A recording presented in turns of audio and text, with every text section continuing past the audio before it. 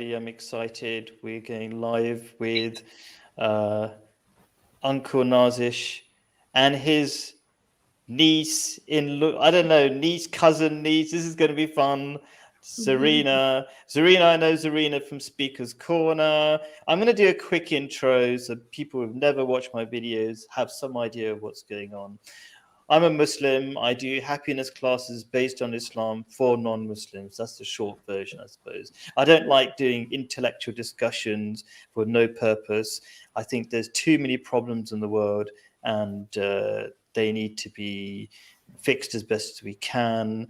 And I've met all sorts of interesting people like Zarina at Speaker's Corner when I was in London. I've moved to Jordan in the Middle East, and I'm doing lots of interesting videos about how the culture has helped people become happier here. That's a few things I've said there. Zarina, would you want to say something about yourself? And then Nazish, also known as Ulrich Wolfsnid Khan. okay. So go on, Zarina. Hello everyone, my name is Zarina Matcha, aka The Rational Female, and yes, I've done a few live streams with Khaled and it has been really, really wonderful. And yeah, really looking forward to today. Quite interesting being here with my uncle as well, who I converse with fairly regularly. So yeah, should be fun. Okay. And Nazish, will we you Right. should just put your name. Nara. Why your YouTube name? But anyway, go on. Oh, You can yeah, explain. Maybe you need to explain your YouTube name. it's an old gaming name back from university, and Oh my it's a God. character. It's a character from a book. It's called Ulrich Wolfshead Khan. Okay. I don't have a YouTube channel, but I do subscribe to both your channels, and I do love adding to your discussions and debates. And obviously, I also debate with Zarina on WhatsApp, as because we are related. So we have many discussions. But Okay. I'm really thankful to be as part of this discussion this evening. I'm thankful Ew. that both of you are here.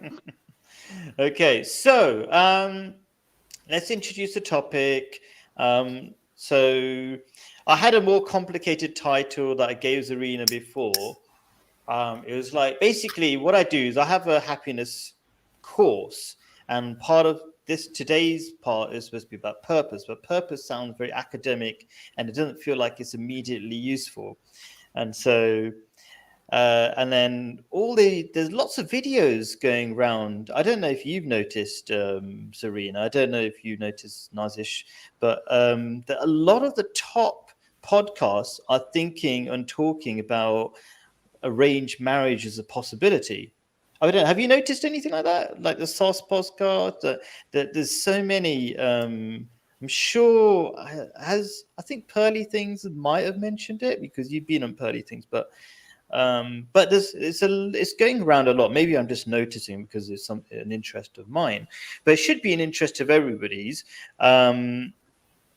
Okay, because let's put it this way. So a lot of people sometimes I find it a struggle to explain really what I think is really obvious stuff. What is obvious?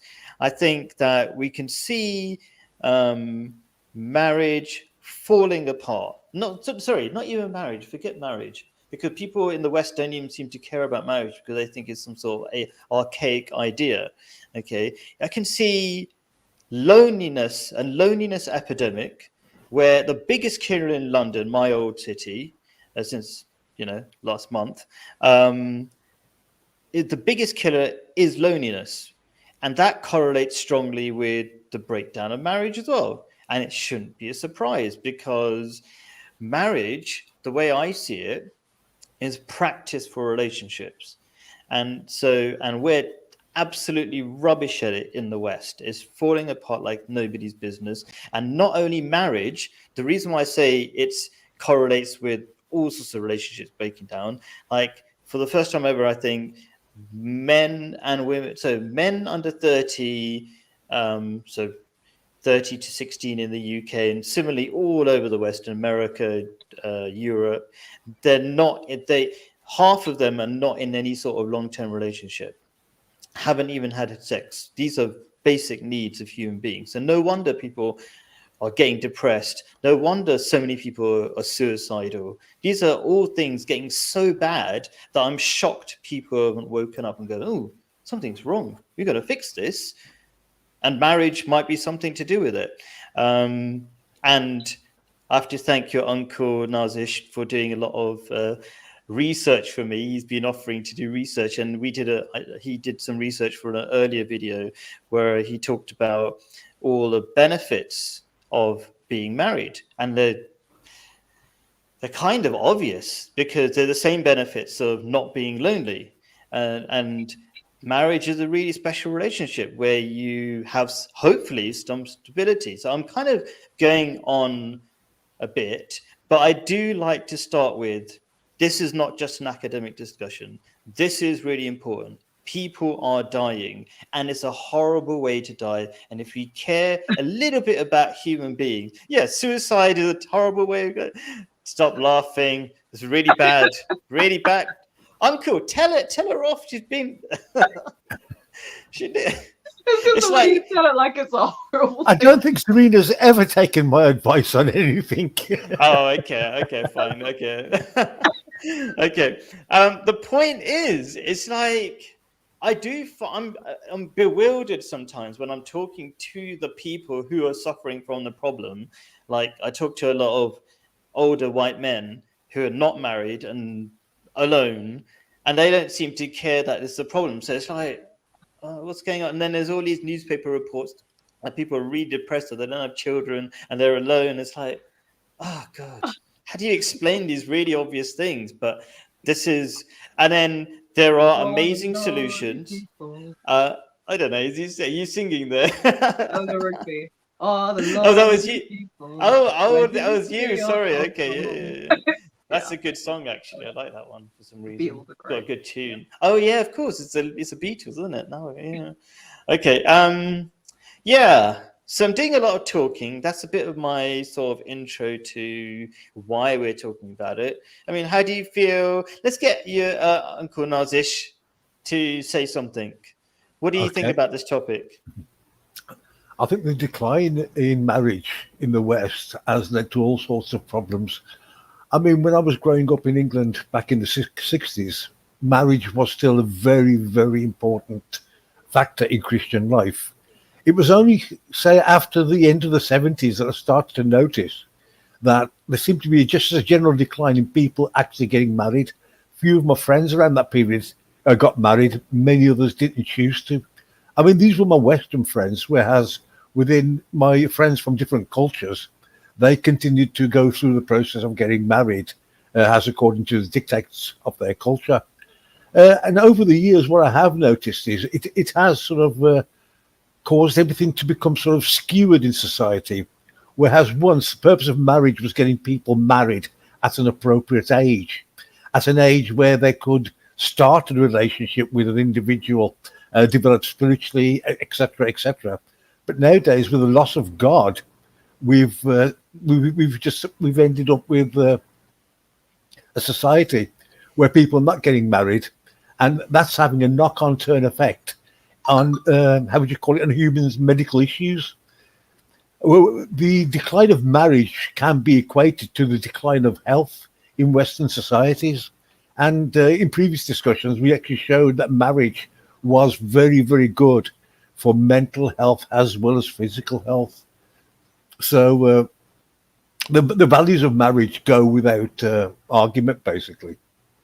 It seems, you say there's no argument needed, and somehow people are not convinced of it. But it maybe I feel like people had such terrible relationships, and their parents have done so badly in their relationships that it's not so obvious anymore. What do you think, Zarina? I mean, any thoughts about it yourself?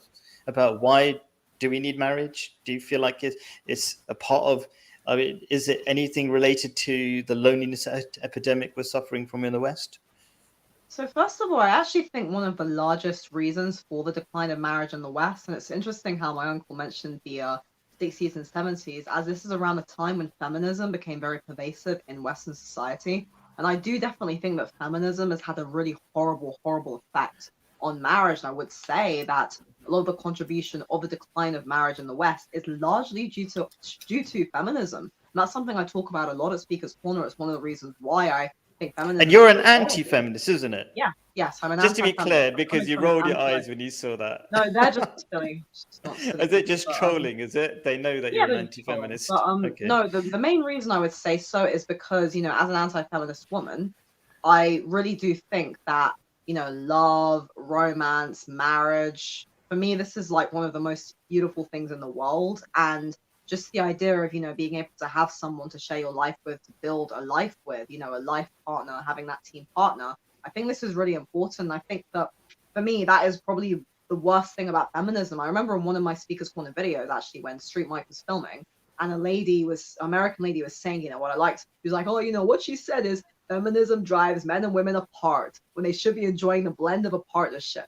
And that's exactly where my worldview comes from. You know, I'm not anti-feminism because I'm not against women voting. I'm not against women having careers. I'm not against women driving. I'm not against women having their independence, having education. But when it comes to relationships between men and women, feminism is one of the worst things to happen to male and female relationships, because it literally turns women and men against each other and tells women that the role of a man to be a provider, a protector, to look after you in a marriage, that means that you're being oppressed. And I just think this is a horrible, horrible thing. And I can't really see why anybody would turn around and say, oh, the idea of a man and a woman. Okay, I mean, I'm not against like homosexual marriage either. You know, I'm, you know, I think 2 men, 2 women, I'm, you know, very pro like gay people, whatever. But, you know, in generally speaking, you know, I think the reason why a man and a woman's relationship as well is so magical, because through that you have children. And that's how you continue the human race. And, you know, while I'm not against, you know, I'm not against gay marriage at all. You know, I'm kind of, you know, modern, whatever. But I do think that at the end of the day, you know, it's only a man and a woman that can make a child. And that is really what is such a beautiful thing. You know, that whole thing of, you know, 2 people coming together, having a family, and being able to continue the human race. And without that, we die. So, Sure. you know, And I mean, so obviously, yeah.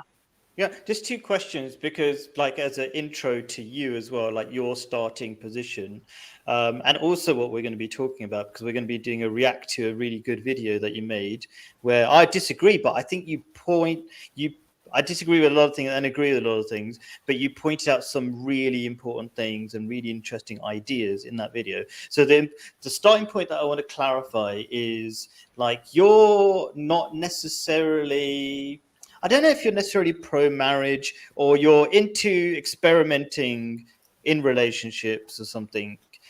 Is that in any way true? Well, I'm pro-marriage, but I wouldn't say I come from a more modern perspective, so I don't come from a like traditionalist perspective. You know, it's like, you know, for example, I would say, like, as a young woman who's grown up in the modern West, it's quite common for young people to have, you know, a few relationships and then you meet your life partner. And this is just a kind of a normal thing. I don't really think this is good or bad. I think this is just part of it. But I've always maintained that ideally, I've never really, you know, I've always maintained that I do think people should aspire to long-term romantic commitment. And sometimes, you know, it's quite common for most people my age, my generation, living in the secular West, to have, you know, go through a few relationships and then meet their life partner. I don't think this is really good or bad. This is just the way it is. And I, you know, look at that quite realistically. But no, I've always been pro-marriage. I think it's just that because my worldview is not, I'm not coming from a, we'll say really, really conservative or really traditionalist perspective. I'm coming from a very, very modern perspective and looking at the state of, you know, modern men and women of my generation, and looking at that and looking at the realistic aspects of that and seeing, okay, how do we work through that? That makes sense. Yeah, so it's important to know our starting point, like who's talking and the ideas, because otherwise, if it was just everybody for traditional relationships and no argument, then people be bored. Like they want to hear alternative ideas. You know what I mean? So you're going to bring that. Your uncle's here with a more traditional. I'm traditional as well. But I don't want to say traditional means without thought. There are reasons, I would say. Yeah. Okay, cool. And so, yeah, go on. I was going to say, can I just direct a question to Zarina? Yeah, go for it. Especially like with the decline of marriages since the 80s, as I pointed out. And we know that the Divorce Reform Act of 1969 had a huge impact because it made divorce absolutely easy. So after the 80s, we were seeing the full impact in divorce rates actually going up. Do you think the Divorce Reform Act and its subsequent effect on previous sort of generations prior to when you were born affected the philosophy of your generation? Well, yeah, again, I think this is because of feminism. And because with feminism, the whole point was to really break up that, unity between men and women. And the way the divorce courts, because divorce before that, was about, if it had to be on certain grounds, right? Like, for example, if you're abused or if your spouse has an affair, like, there has to be conditions. But I think what you're referring to, correct me if I'm wrong, Michael, is the no fault divorce, which is really no fault divorce is really that whole thing that was created to say, oh, now anyone can just get a divorce. And with that, it's quite messed up because it's sort of That's more recent. The no fault divorce is a lot more recent. The actual in 1969, what they did was that they changed the timing when you can have a divorce. You could actually have a divorce if you've been separated for 2 years or 5 years without consent, for instance. It was these reforms that made divorce easier, whereas that sort of the one that you're referring to is really the new law that came out, which is even worse for marriage. It's absolutely totally devastating for marriage as an institution. Well, again, because it's important. Like, I'm not against divorce. I think divorce needs to be legal in the same way that abortion needs to be legal. What I'm against is people abusing this. I think divorce should be there as a last resort. For example, affair, abuse, like a serious reason, right? I think people should only get divorced for a serious reason. I think that if you've decided to enter a marriage with someone, you've entered into a commitment, you've said this is going to be my partner in life now, and I don't think that should be taken lightly. And I would say again, because feminism has really taught people that actually, men and women, it's almost like negated the beauty of the relationship between men and women. And a lot of women are abusing the divorce courts. They're taking advantage of men in the divorce courts. A lot of men talk about this a lot, how they get taken for their money, how their wives really abuse the system. And it's just so terrible. So I think men are really getting the short end of the stick with a lot of this.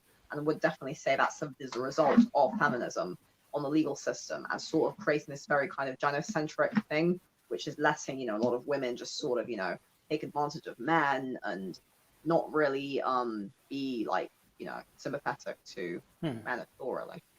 So what I'm going to do now is just give people an idea of where we're going. So as I was saying, actually, I probably said this off camera, so let's say it now, actually.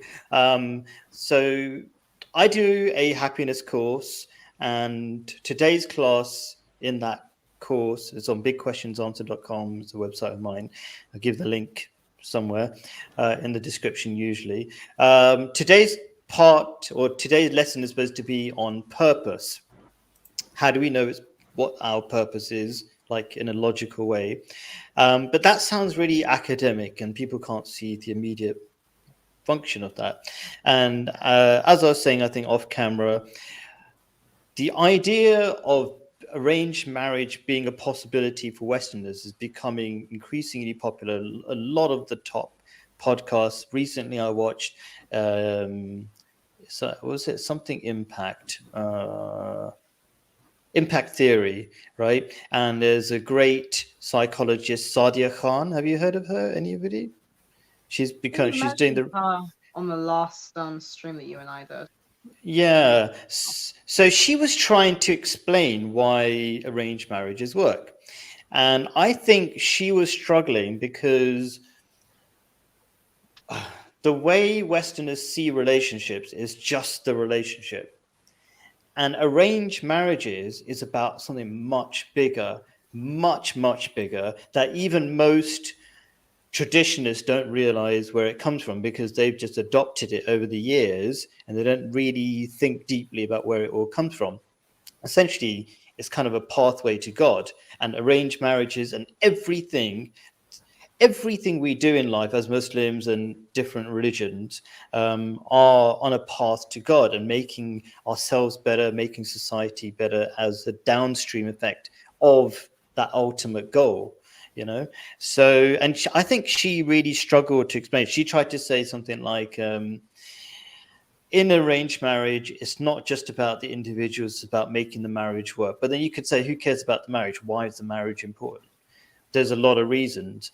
It makes you a better human being. For example, you might say, how does that make you a better human being? I don't know. Are you a Jordan? Is anybody a Jordan Peterson fan here? Yeah. Yeah. Have you ever heard him like explain why marriage essentially makes you a better person? He talks about the pressure cooker system, where you say, like, you promise not to leave, because if you leave, that makes the other person really nervous about expressing themselves or anything. But when you stick together, you grow. Like, it's a sort of pressure cooker system where you've got nowhere else to go except for to work it out. Do you know what I mean? And if you don't have that commitment, you never work things out. And that's why I see there are many, many benefits of marriage that people don't realize, because they say, I think I saw a clip of some image today. It was something like telling women, I think it's a very feminist thing, it's like telling women, your life's not about marriage. It's like, no, that's only a part of life, and it's a part of growing up. And it's not just women, it's for men. Do you know what I mean? So Jordan Peterson talks about this, like, if you commit to it, then you work out your problems. And if you know how to work out your problems between two people, this is me extending it, then you know how to work out things with other people. This is why people are so lonely, because people think, you know what, I don't need you. This is a interesting statistic about British people, that they're the worst in terms of talking to people who disagree with them. Okay, so the more you have that, the less you're going to talk to anybody. It's like, oh, I disagree with you. I find you toxic. Therefore, I'm not talking to you. And there's all this social media stuff saying avoid toxic people. Well, they're only toxic because you can't handle them. Like, people insult me all the time. I'm like, I'm all right. It doesn't make a difference. It's just your words. I actually feel sorry for you because you're being rude. Do you know what I mean? That's my only reaction. It does nothing to me, right? So people are increasingly thinking everybody's toxic, and they end up being alone because they think everybody's toxic, even their mum, for example. And I'm probably not exaggerating, because British people don't even talk to their parents. They just send them to old people's homes, you know? So anyway, that's kind of... Oh, yeah, sorry. So I was going to say, I'm going to talk about purpose, which actually is the thing that I'm not sure people realize is the bedrock of arranged marriages, and I think all marriages. And then we're going to do a fun react to. I love experimenting and doing weird things. So I'm going to do a react to Zarina's video, even though Zarina's here. So Zarina's going to react to her own video as well. It's my idea of, I don't know, I find it funny somehow. Anyway, so, but what are we going to react to in the video? It's not a different topic. It's around the same topics. It's about arranged marriages, and all the things are related to arranged marriages and why I think they work. Like, should you be virgin? Should you experiment sexually before getting married? Should you try lots of people? Is it just a social construct, or whatever you want to call it, that is enforced by religions? So these are some of the key ideas. I'm just my last sort of opening statement for the beginning bit is like one quick few statistics that I really like. So this was also, I got from, and I researched it as well, from Impact Theories, a really big podcast. And there was this Muslim lady, Sadia Khan, and she was like saying, you know, arranged marriages work. And there's this American guy, and he, just like typical Westerners, they hate being told what to do. And he literally says, I hate being told what to do. That's why I react against the idea of arranged marriages. And then he said, you know what, I'm going to check out the statistics right now. You know, like they do nowadays, the people in, I think it's become popular, like they've got a side person who's on the computer getting all the statistics, and get out the statistics. And they get out the statistics, and he says, arranged marriages, divorce rate, 4%. Do you want to guess what the divorce rate and this is in America, but it's roughly the same in the UK. Does anybody want to guess what the divorce rate is in the US generally, not outside arranged marriages?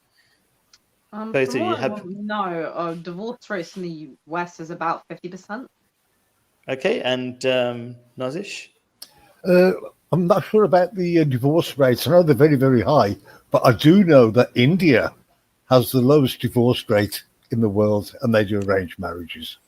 Oh, So wow. that you can Google that. The lowest divorce rate in the world is India, who practice arranged marriages. Oh, interesting. And so, just because I like my numbers and how neat it was like 4% for arranged marriages and 40%, 40, for other marriages. So you can see there's something there. You might agree with it or disagree with it. Do you think But- there's a taboo if someone has an arranged marriage? Do you think the idea of getting a divorce is more taboo?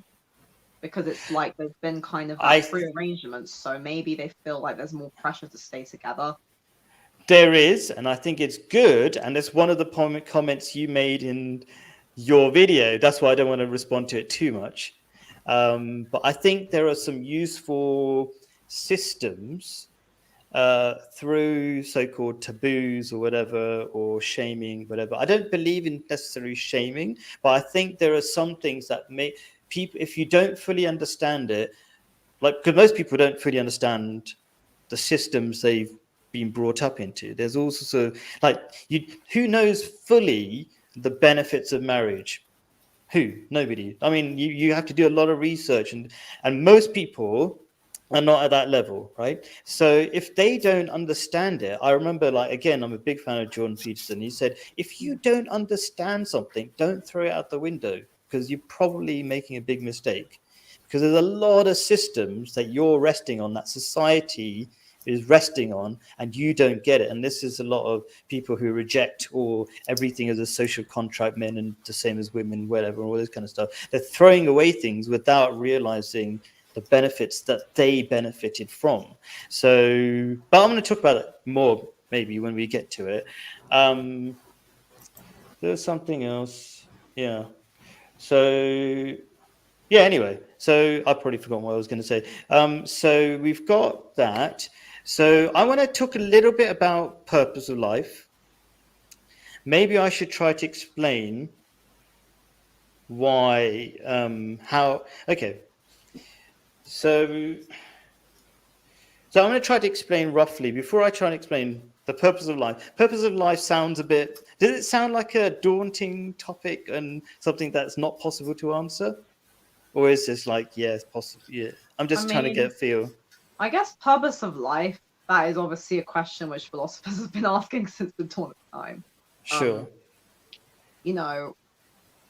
Yeah, most people, I mean, I do think, as we're talking about marriage, finding one's true love and one's lifelong soulmate is for a lot of people's life purpose. Like, a lot of people do base their life purpose around that, around having love, around having soulmates, around having long-term commitment. So that can actually, like, having a husband or wife and growing together can be said to be part of somebody's life purpose. That's an interesting point, because probably one of the points I missed. Okay, so before I continue, the thing I forgot and now I remembered is that what is an arranged marriage? And a lot of people... So what I'm talking about in an arranged marriage, and I don't know, you can tell me, Nazish, right? Yeah. Is how common this is, my understanding, is when I'm talking about an arranged marriage, it's not a forced marriage. That's some other category. Okay. I would call it a community-assisted marriage. It means families get together, people know each other, especially really good communities, especially like Muslim communities where everybody knows everybody, right? Then you've got bigger choice of people. You just get a list of, like, do you want to get married to A, B, C, D, E? Like, it's not one particular person, but it's everybody getting involved, and it protects a lot of people, and it protects people from themselves, because they're just getting, emotional and they haven't really experienced life. Doesn't mean their opinion doesn't count, but it does help to have some sort of calm kind of people on board. helping with it. And I think it helps in a million other things, but I'm going to leave that, I suppose. Like people are naturally nervous with each other. I think it's a good natural. Maybe it's Especially when it comes to, like, dating, romance, especially. And I think there's a good reason that nature's built that into human beings to be nervous of each other, because people have got bad intentions as well. So yeah, and the point you made about, well, yes, the point that people find they find all sorts of purposes for themselves, and sometimes people find purpose in their life through the romantic relationship, and that's massively different to the arranged marriage idea. The arranged marriage idea is not about my purpose is that person there. Okay, I found my purpose. That person is so hot, therefore that's my purpose, or something magical about that person. That is a fleeting feeling. It's an incredibly dangerous way to form a relationship. No wonder those relationships break down like nobody's business. If you got something more important and more selfless and bigger than yourself, only then do we achieve anything. It's like the old Nietzsche saying, something like, if you have a why, you can get through anyhow. If your why is futile, feeble, like I just have a feeling for a person X, which is really just lust repackaged as romance, I think, okay, then if that is that's a fleeting feeling.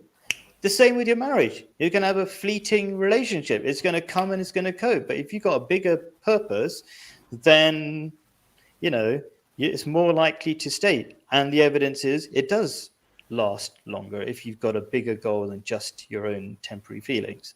What do you think? Go on. Yes, please. Yes, so what I meant is that, so first of all, I completely agree that a lot of people do fall into the trap of codependence, where they make their partner their entire world. And I do think that's very dangerous. And I actually do think I've brought this up in a few of my videos, actually, not for a while, but about like romanticism and how actually like the romantic idealism can be very, very dangerous when we idealize romance too much and we make that our sole view of having a partner.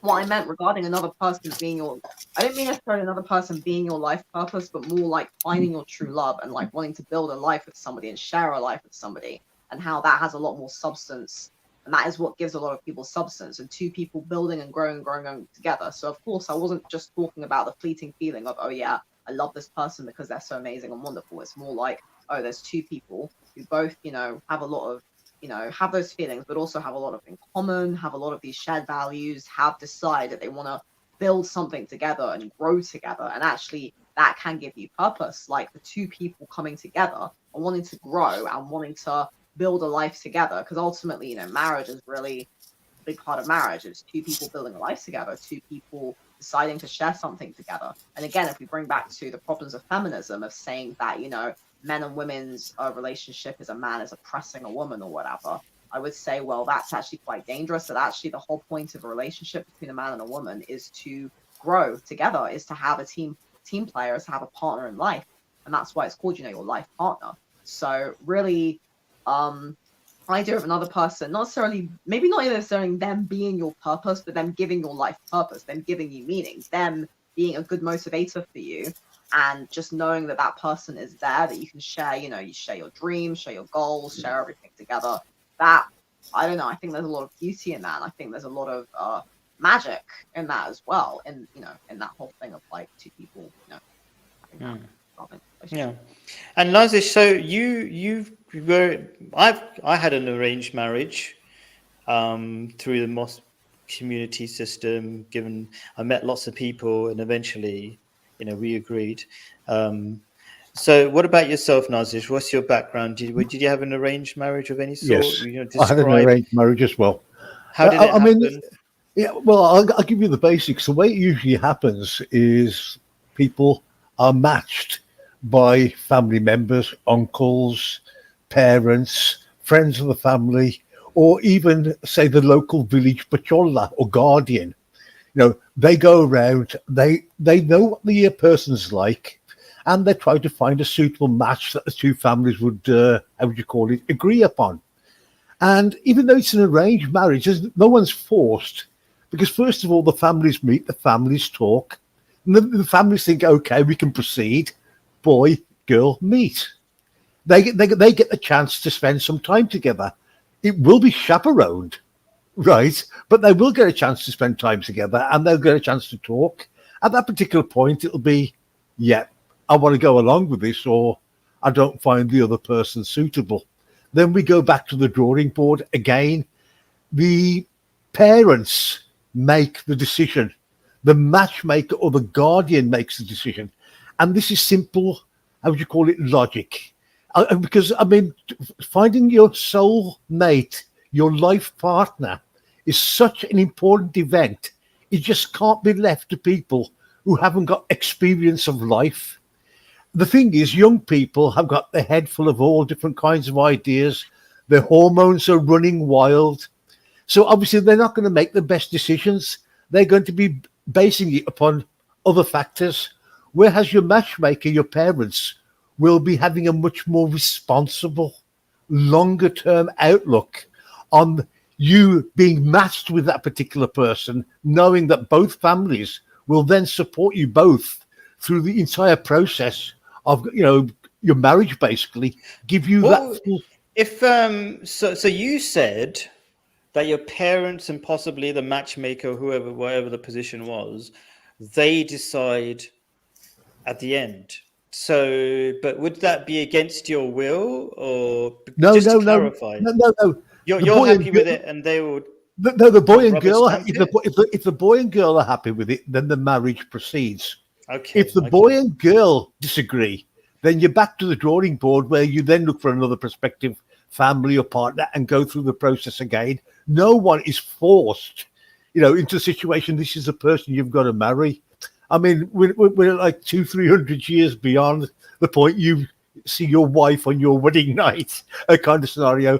Even back in the 50s, there were photographs passed around before you met the person. There was a certain amount of, people making agreements. Nobody forces a marriage, but they help to arrange and facilitate it with the best person they can think of, with all the knowledge and your best interest at heart. And they'll do it with a clear head, not one bound with love, romance, or all those silly pop ideals. And not alcohol. And not alcohol, yes. I mean, put it this way: when people go out to the nightclubs or to meet people, what's the first thing they do? They have a drink. Judgment's totally impaired, and that's a starting point in Western culture of finding a partner. You wouldn't buy a car drunk and out of your mind, and then you're making a much bigger decision than buying a car, like a life partner, and it's really painful to break up as well. So it's far worse than your car not working out. Your relationship not working out is much worse, and people do it drunk a lot of the time. You can't make these decisions, and that's why it's so important that responsible people take over at the appropriate time to guide you, because it is that process of guiding you into your next stage of life. Because obviously they're going to help you, so they're going to support you, they're going to help look after your children, they'll probably help you put your money down for your next deposit. There's so many ways that the emotional support, it's just an endless list that you've got, and it has to be done responsibly. We can't allow children to be making life decisions, and there has to be that adult input, because, best in the world, children are still children. I know, 18-year-old boys or 21-year-old boys think they know the world. They don't. And you're saying so many other important things that are around an arranged marriage, which is the extended family. Like, that is your backup. There is so much, like, no wonder so many relationships break down when you're essentially by yourself, because your parents are not with you. There is, because parents have been estranged for ages, because people in the West have terrible relationships with their parents, but also they probably don't have siblings. They don't have this whole cousins of cousins, extended family, everybody helping out.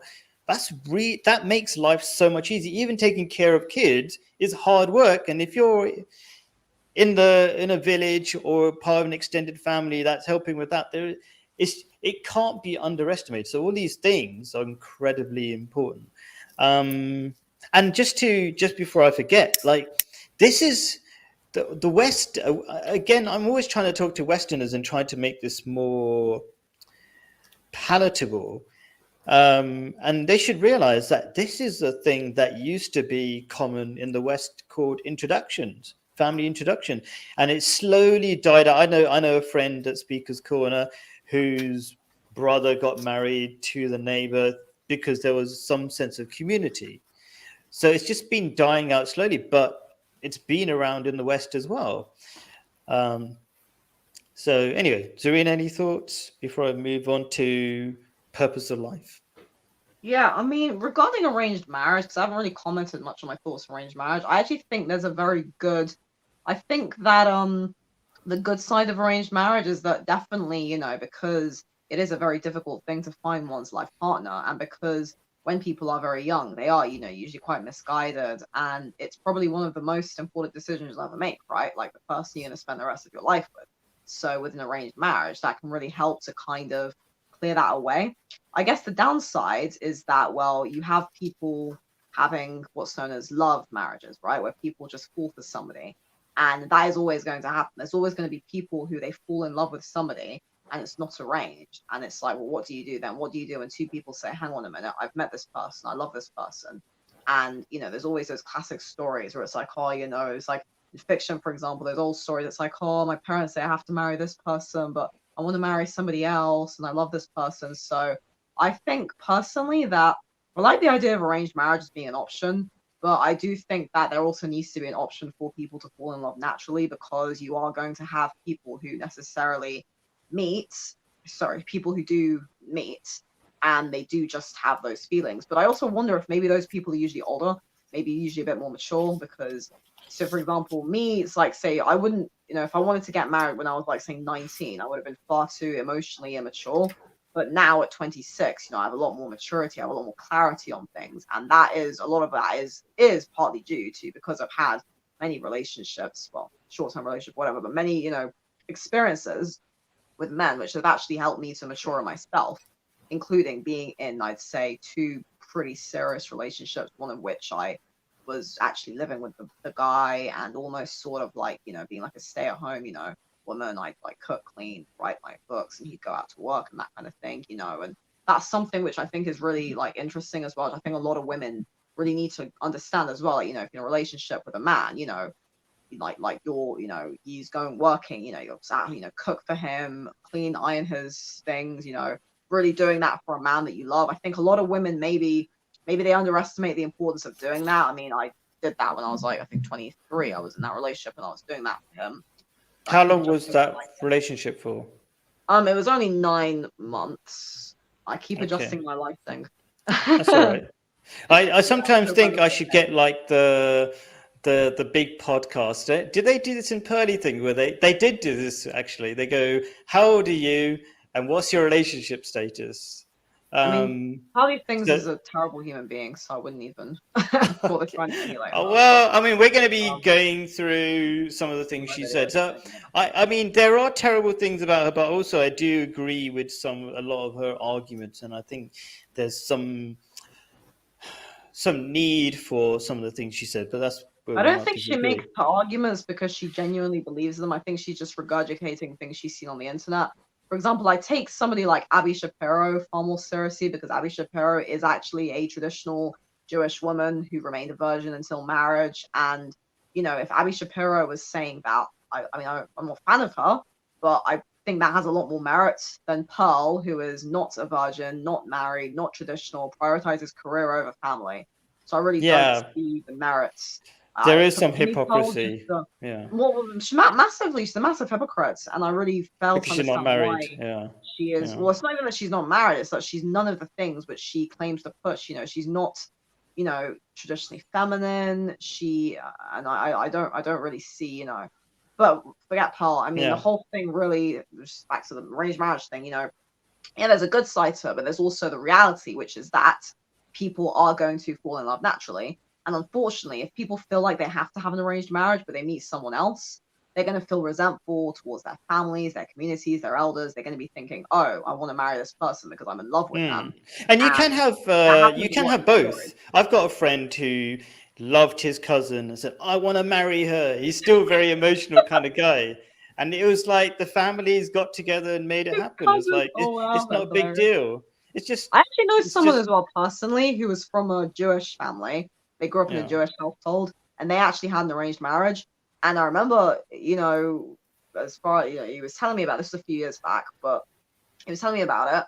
And they're like divorced now. For him, he Oh. said it was not a good experience. He was like, we only met 3 times. I think the marriage was when he was 21. And for him, he said he just felt like it wasn't good. He was like, first of all, I felt like we were too young. He said that he thinks personally people shouldn't get married. Well, remembering this now, he was like, oh, I think people shouldn't get married until they're 25 at minimum. And I can see why he would say that, because they say people as well don't mature until their mid-20s. And a lot of people just aren't ready for marriage when they're like 19 or 20. But it does, again, depend on the culture, depend on the setup, depend on the whole community. Can I interject here? Yes. Okay, Yeah. but before you start, before I forget, I'm trying to do this thing. So can you say your age, if you're married, and because people have no idea, right? You can't even see the picture, right? And if you've been married, how long? Go for it, Nazish. And I should say the same. I lead by example. 42, married almost 20 years. And what else did I ask? That's it. Yeah, married. Yeah. 61, married almost 20 years with a daughter. I've worked all my life with charities. I worked for Citizens Advice Bureau for 24 plus years.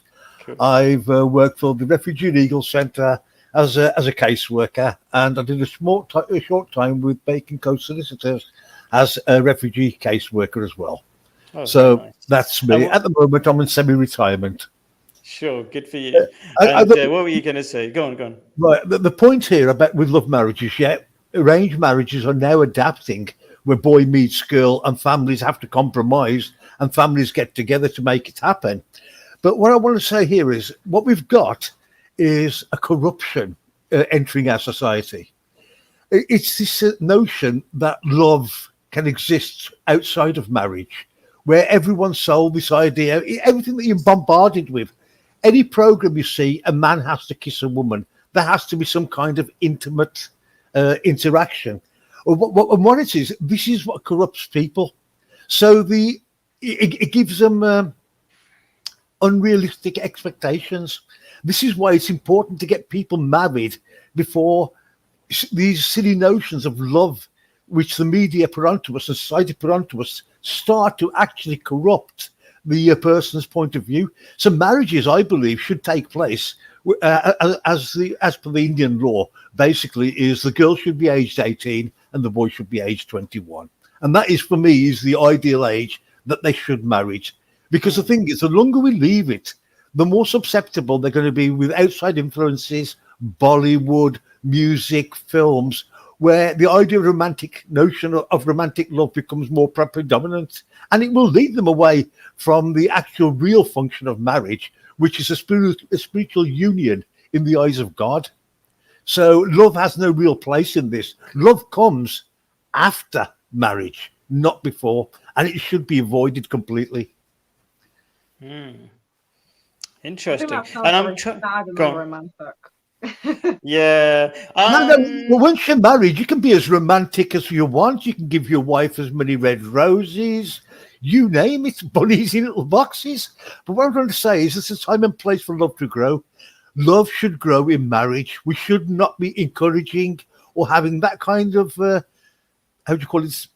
influence on young minds, because it just simply corrupts the entire idea of marriage, sets unrealistic expectations. And the idea is, if you can get them married, say, between the ages of 18 and 21, then that's good, because the longer we leave it, then they're going to get more set in their ways and develop more different ideas and have unrealistic expectations.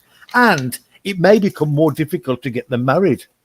Yeah, go on, Zarina. How do you know that the people in the arranged marriages are actually happy? Because again, it's like just because people are having an arranged marriage, because it's like, for example, you know, and I know this again, just thinking about in stories, there's always people, they talk about arranged marriage, but then they like actually craving, like, heck, Game of Thrones. So Game of Thrones, I mean, you have a Cersei, and she's obviously, because that was very common, like especially in the olden kind of days where you'd have, you know, usually with the kings and the queens, they would arrange the marriage to bring peace between the two families, and you'd have the peace between the lineage, the lands, or whatever. You'd have, you know, the king from one family, the prince from one family, or the princess from another family, and then they kind of unite their kingdoms, right? So in Game of Thrones, you obviously have that. You have Cersei married to Robert for like 17 years, and that was an arranged marriage, and it was absolutely terrible. I mean, both of them had affairs, and I reckon this actually is probably quite common, but it's probably something people don't talk about, because if people have an arranged marriage, there isn't really any kind of what's the word? Any what I'm looking for. But there's no guarantee. There's no guarantee. Game of Thrones is Game of Thrones is rather written from a Western perspective. Exactly. So I mean, and that's a whole different way of looking at it. I mean, if you just look at arranged marriages, it's just not India. Actually, you know, let me just start reading about India. Arranged marriages, Pakistan arranged marriages, Bangladesh arranged marriages, Nepal arranged marriages, Sri Lanka, Afghanistan, Middle Eastern and Gulf countries, North Africa, including Egypt, Morocco, Algeria, Indonesia, Malaysia, Japan, South Korea, Eastern Europe and African countries, including Nigeria and Kenya, where arranged marriages is the norm. But we don't see the Western countries on there. The situation when we talk about the benefits of arranged marriage, that is huge. A study's actually been done into the benefits of arranged marriages versus love marriage. Now, specifically, there was a study which was published in the Journal of Comparative Family Studies in 2013 that suggested that couples in arranged marriages experience higher levels of satisfaction and marital quality than those in love marriages. And secondly, another study, the impact of choice and friendship, etc., in the Journal of Environmental Research and Public Health states that divorce rates tend to be lower in arranged marriages compared to love marriages. So you've got two studies that completely show you that, you know, one works so much better than the other. And these are recent studies in, you know, scientific journals that support arranged marriages over love marriages. I'm going to say two things, I suppose. Oh, I don't know. I keep saying something and I forget the main thing I was going to say. I'm just going to say one thing, actually, which is, okay, let's clarify this thing about, you said there's love marriages. Nazish, you said love marriages versus arranged marriages, if they're separate things. I suppose there's ways of categorizing. This is the thing. I think Westerners don't even understand love. If they understood love, they'd be sticking together. Yes. Right? I mean, Okay. Sorry to interject, Calla, but you did say that 40% of marriages end in divorce. That means that 60% of marriages are not ending in divorce. So I think those 60% of people that are not getting divorced do actually understand love. Yeah, that's good. That's a good point. We're excluding in Western cultures, people don't get married, they live together. No, you got a good point. Good point there. What I was going to try to say is something along the lines of, okay, what is love? It's not the same as lust. Lust just is the chemical reaction in your brain, right? Which has its function and is important. But if we were simplifying, like, what is love between you and your mum or your dad? How is that different? What's the special emphasis we're putting on romantic love? Because I would say real love is kindness. And that should be before marriage, because you know how to be a kind human being. That's a good predictor that your marriage is going to work. And if you're in an extended family and you know how to be kind to all the different people and all the weird personalities in your family, okay, there's a good chance you're going to know how to be loving, as in kind, to your wife or husband. So I think it's just a different definition of what love is. So there is love before marriage, but with other people, because you're practicing how to be a loving human being. And if you think love only happens, and this is what I really see in a lot of Western relationships, that people think, oh, now I'm in a romantic relationship with that one person. They only seem to have love for that one person, and before that, they don't seem to be able to be loving to their neighbor or their mum or whatever. And I think that's a bad setup, because people generally don't talk to their neighbors in the West, in London especially. Do you know what I mean? I just Only really in noticed small that it's towns. very I actually think, exclusive. sorry to cut you, Kat. I think there's Yeah, a more sorry, of go a on. culture in big cities, because you keep bringing up about the fact that Westerners don't talk to each other, but actually I'd say in small towns people do. People are a lot more community oriented in small towns and small communities. It's really just big cities where people are a lot colder, like London, Manchester, Birmingham, and there's definitely a much more communal feel among small towns. But even in like big cities, people usually do have like local communities. I mean, I completely agree with you, like there isn't really a culture of like talking to your neighbors, especially in London. There is a bit of a coldness, but London is not representative of, certainly not representative of the UK. I mean, London is London, right? It's a cosmopolitan city, but the rest of the country is a lot more different from what I gather. Have you experienced that by going to different cities? I mean, like definitely when I was at York, for example.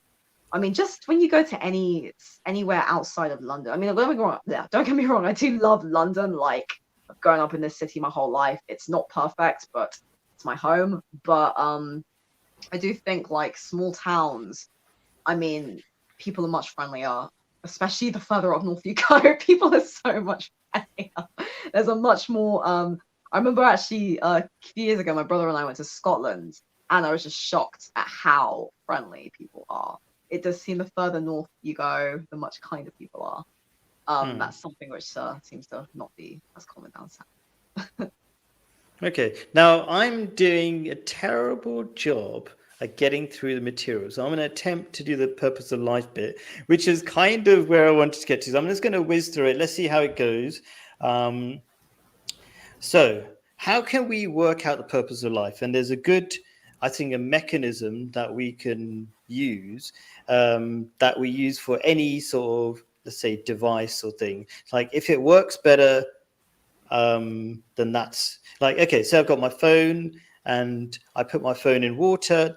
Or maybe because it's not waterproof, the phone's not going to do very well. It's going to short circuit. It's going to break down. Oh, it didn't function very well. It's the same with human beings. And there's already, like, from an evolutionary perspective, we know that pleasure, or let's say happiness, is a good way of seeing if we're doing something right with our body. And if we're feeling pain, that's a good indicator that we're doing something wrong with our body. And if we keep looking at these kind of things, we can say, oh, just logically, the purpose of life is X, right? And there's a lot more information that most people realize about that leads us to the conclusion that God, or our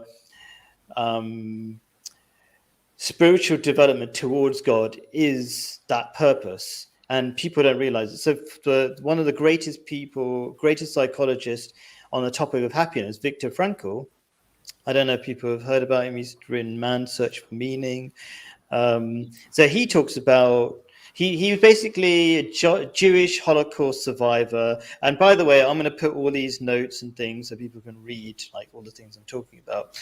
And he basically said, meaning is what makes us happy. And God is what he called the super meaning, because it's very hard to have any meaning without a fundamental like God. Because if you don't have a God, basically what happens is that, and there's a very practical reality to this. If it sounds all very philosophical and theoretical, there's a very practical reality that we're experiencing right now in the West with all the suicide rates going up.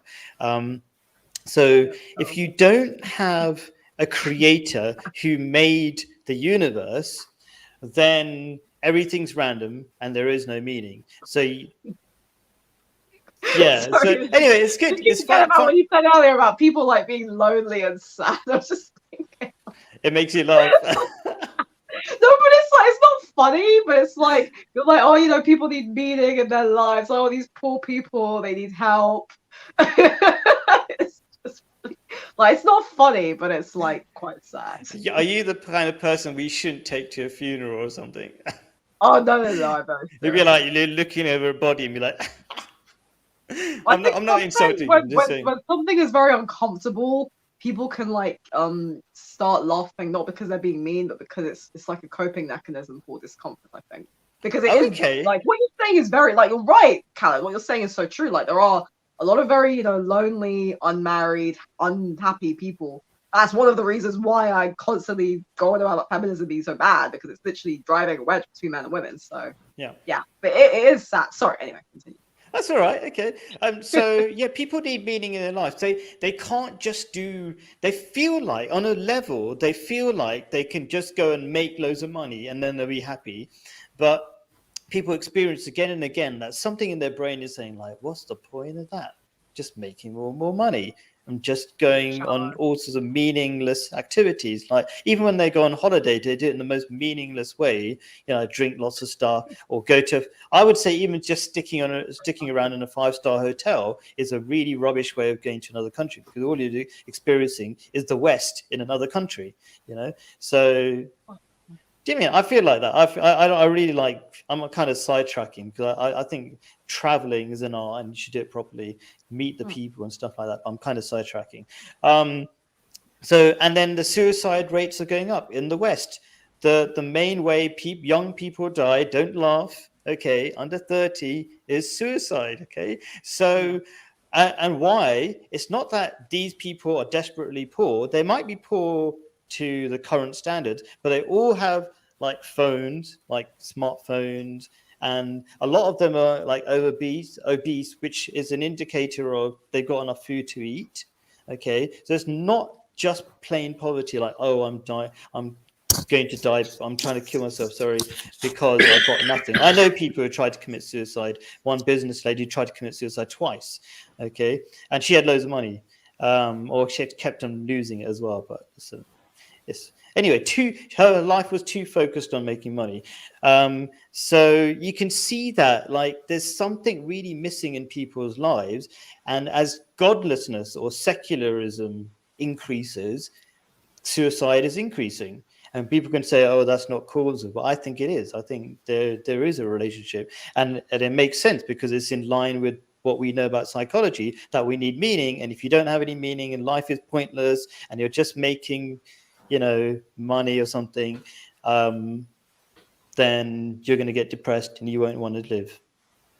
Well, it's interesting, Khaled, because I don't know if I ever told you actually that I was in Alcoholics Anonymous, and this was a huge thing they talk about, spiritual bankruptcy, and that feeling of not feeling connected to a higher power, God, the source, the universe, the creator, whatever you want to call it. Because for anyone watching, like I'm not religious, but I'm not an atheist. I call myself a pantheist. Or I've used the term pagan to kind of refer to a person who's like not religious but kind of prays for like a deity. Howard knows which one.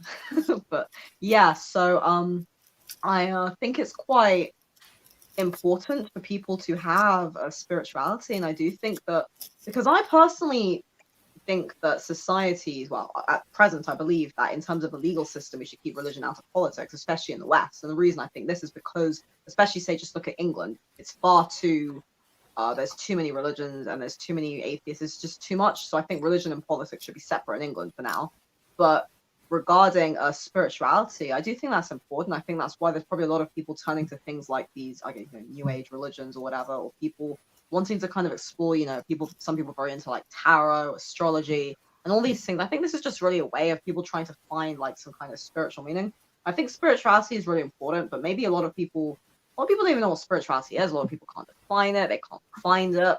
And maybe really at the end of the day, it's really just that sense of feeling connected to God, to whatever you can, like in AA, they always say like a God of your understanding. They never try and tell you what God means, because obviously none of us really know what God is. Nobody knows what God looks like, right? But that sense of feeling connected to a power greater than yourself. And something as simple as just sitting and looking at the stars, looking at the sky, looking at the sea, the ocean. Because when I was younger and I was very, very atheist, especially earlier into AA, I really struggled with that whole thing of finding God. So I used to just kind of look at the trees, look at the stars, and just try and really find like joy in that. Because nature, like, is there's a lot of beauty in nature, like the natural world. Yeah, and it's the most powerful antidepressant according to scientists. It's the most it's more powerful than any drug. Simply to be in nature is the most powerful antidepressant, which again is another point I was going to like. I'm trying to build up all these tiny bits of evidence, which I think are huge, but to people who are not into introspection or considering like what's happening, what are the mechanisms that are affecting us, those I'm not sure how effective they are. But things like this just is another pointer that we have an intrinsic love for God. That sounds weird, but look, what is the nature of nature that we, when we're in it, we go, wow, we're suddenly feeling at peace. And this, it's not just a spiritual people saying this is what scientists say. You know, so what is the nature of a leaf? You know, the leaves behind me, when you're surrounded by them, just a leaf, they just matter, whatever. But from an Islamic point of view, the universe, according to the Quran, is described as a glass palace, where there's what you think you see is the leaf, but really behind it is the power of God that you're attracted to. You know, yeah. And so that's just another one of the bits of evidence that I like to put forward to make people think maybe there is something called God that we have a natural attraction to, and that is our purpose. And I should backtrack because I'm always missing stuff. What I try to do when I say I'm talking as a Muslim, I should be quoting verses of the Quran. So I very quickly say the verse then in the Quran that talks about our purpose in life says, and I have not created the leaders and the ordinary people, but so all kinds of people basically, but they may be at one with me. So this is my translation. It's very hard to translate the actual word ibadah, which is loosely translated as worship. But what it means to worship is not just a physical relationship, but obeying God and following God's path towards him. So it's an infinite journey towards God. And that's what human beings need. I'm going to talk about the need for human beings to have an infinite goal. Because if you have a limited goal, it feels like, okay, like a limited goal is, let's say, I'm going to make loads of money. And then it's limited to, when you're dead, you're just the richest person in the grave. It's a very limited goal. And people go, I mean, at first people go, do you know what I mean? Have you heard of the phrase richest person in the grave? Well, I was thinking of the myth of King Midas, who wished to touch everything. Everything he touched turns to gold.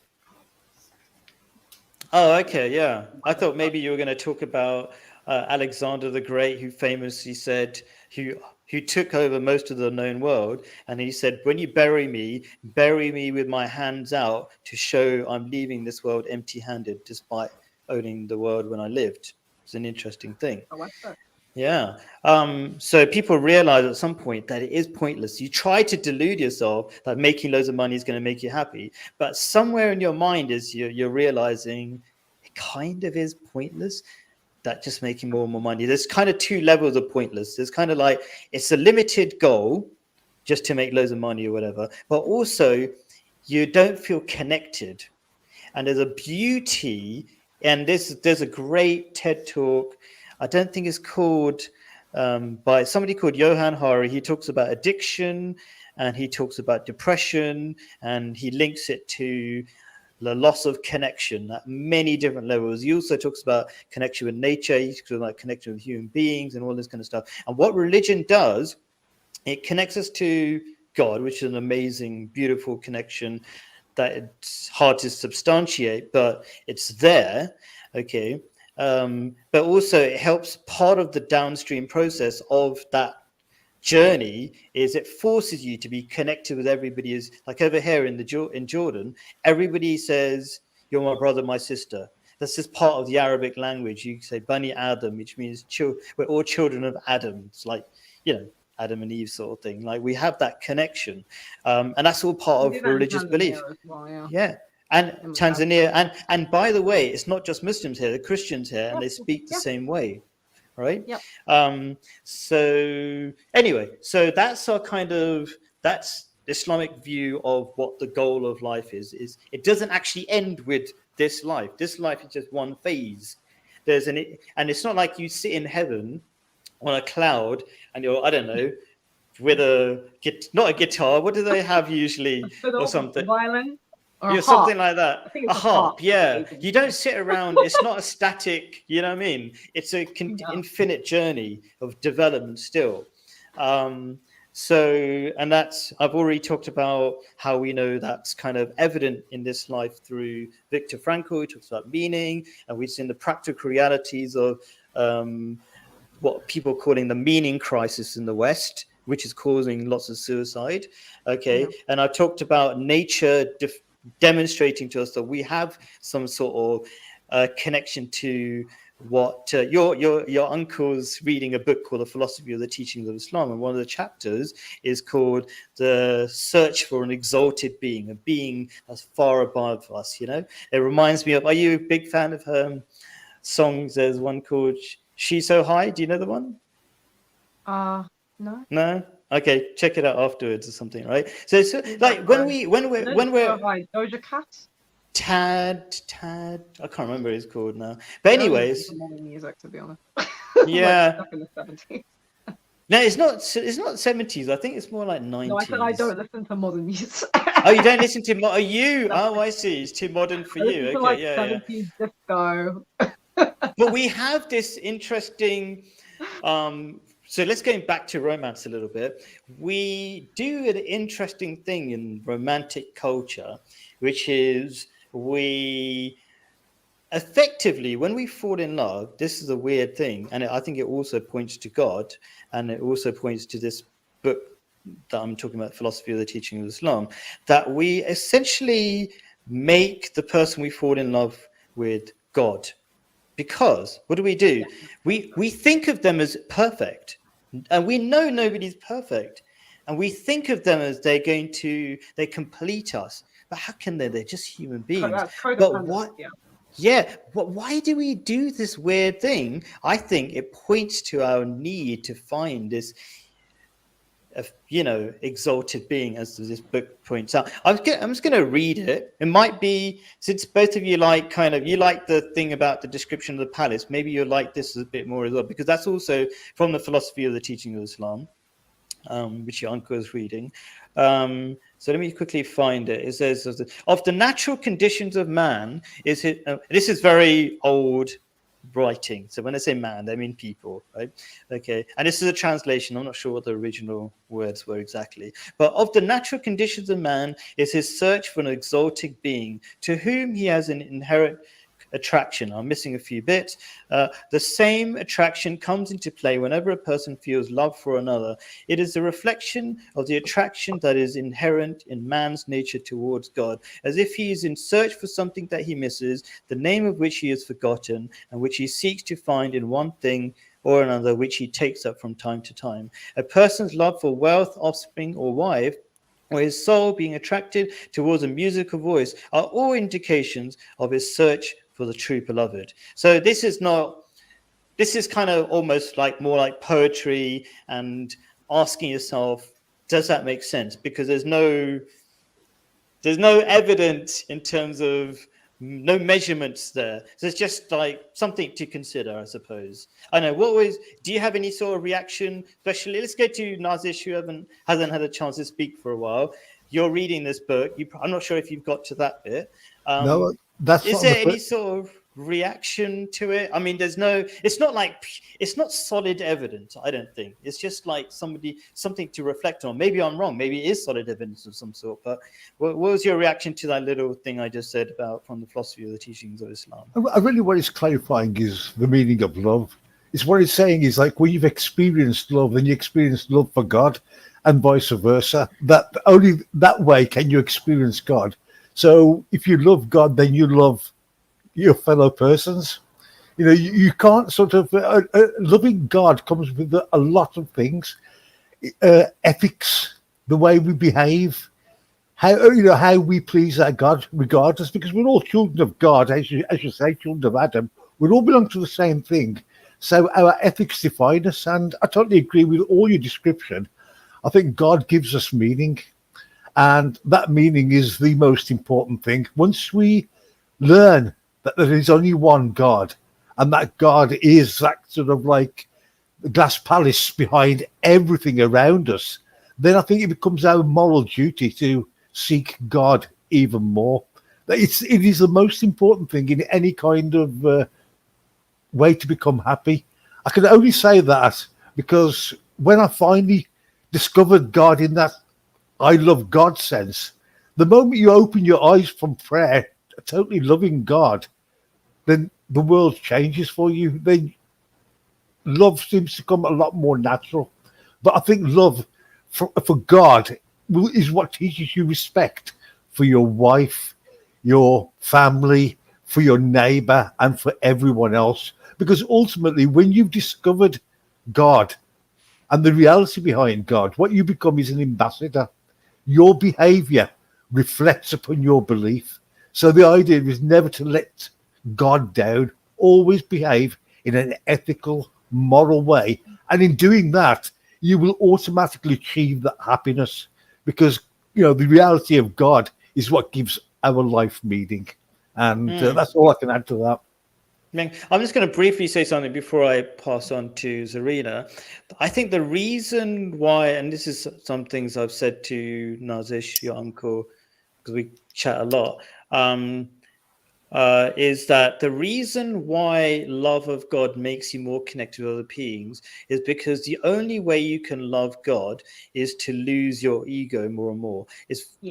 When you are self-centered, you somehow ignore or even don't even question, where did all this stuff come from that's keeping me alive?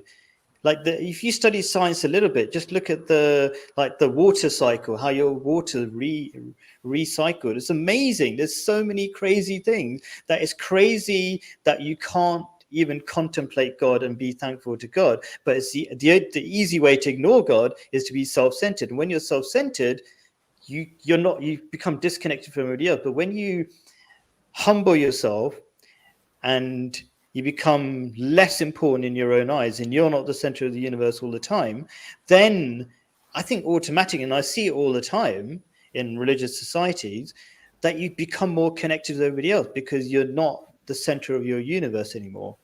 So that's one reason why I agree with that. So, I mean, two questions. I'll probably forget them if I don't ask them now. So one is, what do you think about what your uncle was saying about this connection to God means connection to other people? Okay. And the other one, I've forgotten. Go on. No. The other one I was going to say that before your uncle talked was, what do you think? Is this evidence for possible attraction to God? That when we are in a we romantically love somebody and we put them on a weird pedestal that makes no sense, that is we make them godlike, perfect. Like we say, oh my God, she's so perfect. Her hair is this and her teeth are that and her nostril is that and whatever it is. You know what I mean? It's like probably not nostril, right? But who knows? But it's like we think of them as something perfect, which we know logically cannot be true. Does that indicate a need or an attraction or want for something perfect and maybe God? Maybe I'm stretching things there. I don't know. But so two things: does God connect you with people, and as our romantic love for human beings indicate love for something higher or greater that we miss? No, Khaled, I think you're on the right track. I think my my uncle says some really good things as well, and I completely agree. That people do have an innate need to find God or power greater than themselves. Obviously, to any atheists who might be watching this, they might be thinking, "Oh, what the hell?" Like, I do think that atheists can be happy. I used to be an atheist. I don't think that being an atheist is necessarily a bad thing. I think that people have their reasons, right? They're atheists because maybe they don't have any evidence, and people can still have a lot of love in their life. But I know that for myself, feeling like I am part of something, because also my whole beliefs are really quite complex. I'm not religious. It's a very, very personal thing to me. But I know that for me, the idea of feeling connected to something greater than myself, of feeling like I am part of this wider universe, that I am, a spark of God, effectively, that does help a lot. And, I actually struggle a lot with depression, suicidal thoughts, panic attacks, alcoholism, a lot of all of it, really. I used to cut myself, like all these kind of things when I was younger. I really think that a lack of connection to a greater source can cause that. And when people don't feel connected to something greater than themselves, they are going to feel very depressed, unhappy. But for people for whom maybe for some people, they don't find that, or they don't know how to find that. So starting with maybe feeling connected to like music, art, nature, because through that you can become closer to God, because music, art, nature, all of these things I think are part of it's like, people talk about the idea of like God-given talent, or somebody having a gift. These things are ultimately connected to that sense of the divine. So I suppose if we can, I don't know, start to, I don't know, feel connected, the things we do connected through that, and then slowly, that connection to God, to a greater power can start to come through, I suppose. I mean, I agree with you that as well. Making another person, because they actually say this in AA, they always say like another person cannot be your higher power. And they always say like, a person cannot be God, right? And that is a big problem. That's where people end up with things like sex and love addiction, SLA, people, or codependency, coda. People have these because they make their boyfriend or girlfriend God, and they make that them their God, and that is so bad because a person cannot be God. They're going to let you down, and just because they're Exactly. human, and it's not a bad thing that they let you down, because they can't help it, because you're terrible as well. Not terrible, but like we're all flawed in so many Yeah. ways. And they say, psychologists say, like with relationships, the healthiest thing is, so I think there's codependence, and then there's like detachment, and then the healthiest thing is interdependence, because codependence is when you're like so over reliant on the other person. Detachment is when you're like very, very emotionally detached. You usually have those like anxious avoidant personality types. And then healthy interdependence is when the two people both like rely on each other, but they're also, it's like you have two complete people who are like complete in themselves, whole in themselves, come together to almost form like a greater whole. And maybe through that whole, maybe that is a union of God. Maybe that whole of the two people coming together, like maybe that is, a union of God. I think that's a really accurate way of the way I see my relationship. My only dependence really is God, but then like I work together with my wife, I work together with my children, my mother-in-law, whatever. It's not just the husband-wife dynamic. It's like the whole extended family that you work together with, and they're the backup. You need the backup because you're not, you're weak by yourself. It's always been the ancient way. We rely on the tribe. That's what makes us so powerful as human beings. Yeah.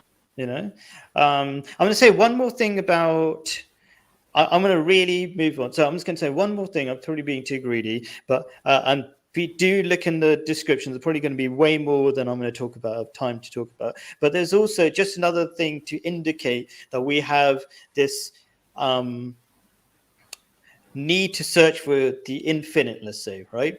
And that's the dopamine system that we're built with. So if you cut out the dopamine system, the hormone, or I think it's called a hormone, whatever it is, right? Chemical of some sort. Okay, we stop wanting to do anything. But what does the dopamine system reward is really fascinating. As if it's a religious person who's made up or not made up, found this stuff. Basically, the dopamine system rewards you working towards, not even achieving, working toward a meaningful goal. Meaningful, not like, oh, I'm just going to make loads of money. It's got to mean something. It's really weird. All these intrinsic systems built into us, and this is what psychologists know. And so dopamine does also reward achieving the goal. But if you ever experience achieving a goal, let's say you buy something really expensive that you thought, usually it's like, I'm going to buy a phone or something, right? It's like, if you really set your heart on and you thought you're going to be really happy once you got iPhone 101, whatever version it's on, right? Are you checking which iPhone you've got? Sorry. And so like you like, it's kind of a downer. What's the word? Like a. Well, it's very superficial, isn't it? Because these things are Yes. fleeting, and I completely agree with you. Like, if you making money your whole worldview, that's so vapid and shallow. I mean, it's important to make money, don't get me wrong. I think everyone should aspire to make as much money as they can. But if you make that your whole worldview, that is just so empty. And that's what I felt really sad. A lot of people, like, they just make their whole worldview about, like, people who say, oh, I just do this job just so I can get rich. And I don't know, for me, that's quite sad. Because I've always, like, I write books, I make music, I make videos. You know, for me, like, okay, I don't have money, but I'd like to have money someday. But you know, I feel like I'm actually doing something which is bringing my life meaning. I think that's what's really amazing actually about being an artist. Like artistic people, you know, maybe through art you do feel connected to God because there is something very spiritual inherently about writing a poem, writing a song, writing a book. Like that is a very, very spiritual thing inherently. And, you know, I kind of maybe that's why art exists. Like I think art can bring people closer to God. You know. Sorry, I went on I that know. tangent. No, I think so. I think you can, as long as you try to do it in a meaningful way. I think. Okay, so now I'm gonna try. Let's just get onto your video. Let's do it because we've done. Let's do your video. Okay, so I'm It's a great gonna chat, though. share. Yes, I mean our conversation just can keep going forever. Last time we talked for over 2 hours, 2 hours, and yeah. we were trying to. I was trying to rush through it, and we still took for over 2 hours. So let's Great when share people this. bounce off each other, you know. And I love people who are like open minded. I mean, me and my uncle have had like hours and hours and hours and hours and hours of like endlessly fruitful chats. Cool. But you know, it's really wonderful. I love talking to people who are very open minded and people who like maybe don't necessarily like agree with everything I say, but are that one of my shorts. No, this is, well, it's next to it. 17 minutes, but we're not going to do the whole thing. I'm focusing on. No, I mean there's one of my Um, shorts that came up like below, like I saw. Like if you scroll Oh, down. okay. Well, if you scroll down, can I see what it says actually? You want to see what comes up. I Yeah, what is fully that support short of Andrew. me? I fully support Andrew Tate. I do. Yeah. It's interesting to see should do a what video on him. and then all this other stuff is coming up. So there you go, Ali Dawa. Sorry, I know you hate him so much. So okay, here we go. Strong word. I find him inconvenient. Inconvenient. Cool. Good. It's a better reaction. Okay, so it's the middle part that I'm interested in. Let's see how this goes. I did try to test it, but let's see if you can hear. Paul's obsession with Can you hear that? Everybody female virginity is extremely cringe and is clearly saying it. No reaction. No. Okay, so what I'm going to do instead is, luckily, I have gone through minute by minute, not minute by minute. Well, I've done like a time. dedication. Yes. So let me share the other page. So stop that. And maybe this is more efficient anyway, right? So I'm going to stop share screen. I already stopped it. Okay, present. Okay, stop and start. Is my Okay, lighting okay? I keep feeling like I'm in the witching hour. Yeah, you look like a witch. Yeah. I'm gonna scare people. Oh, I tonight. shared the wrong thing again. Okay, let me stop that again. I need to share, present, share this one. I thought I clicked that one. Okay, so these are the notes I'm reading from to remember what key points I want to make. And I'm going to zoom in. And you can say if you can disagree with me in my summary of the different parts of your video, right? But anyway, so Pearl says virginity is all people have to offer. They don't care about character. Oh, by the way, is that big enough? Probably not big enough. Let me make it bigger. Is that readable? Yeah, I can see that. Yeah. Yeah. And what about you, Nazish? Can you see it? Yeah, absolutely fine. Oh, fantastic. Okay. So, and by the way, if anybody wants to watch the video, when I post this document, it's going to have the link. Does it look? There you go. That's the video. So, by the way, probably worth mentioning, Zarina was on this top. Well, you don't want to call it top anymore, but top podcast or very famous podcast at least. Yeah. Well, I was on it twice. I mean, you know, I'm glad obviously going on there was a good opportunity because, you know, more exposure. I mean, you know, obviously she threw me out because she's an idiot, but, you know, she's not, I mean, you already know my view on Pearl. I think that she really, for me with Pearl, it's not even really her opinions. It's the fact that she doesn't really have any integrity and she doesn't really have any original thought. That is a again, good I point, wouldn't that she doesn't mind. follow her own rules. Yeah. Well, exactly. Again, I wouldn't mind like if she was saying what she was saying, but she was actually like if she was married, traditional, like virgin till marriage, traditional. If she was feminine, if she like, I mean, I've Exactly, yeah, we get it, and she's doing none of it. It's true. Okay, so no. Pearl says virginity is all women have to offer, and the character doesn't matter. That's what you said about what Pearl said, right? And we don't care if Pearl said it or not, right? But the point is that a valid point to make? Well, And virginity being the most important thing that a woman has to offer. right, okay. So okay, Women so now marriage. you've made that clarification. I would say it's not. It's a the what's the word? I can't even say the word, but basically, there are many things that you should bring to a marriage. Okay, and my comment, I'm going to try to whiz through it. I'm just going to literally read stuff so I'm more precise. Virginity is a helpful indicator of commitment to sexual control and commitment to family. That's all I'll say, to make it short. Does that mean anything to you, Zarina? And then I'll be interested in what Nazish got to say.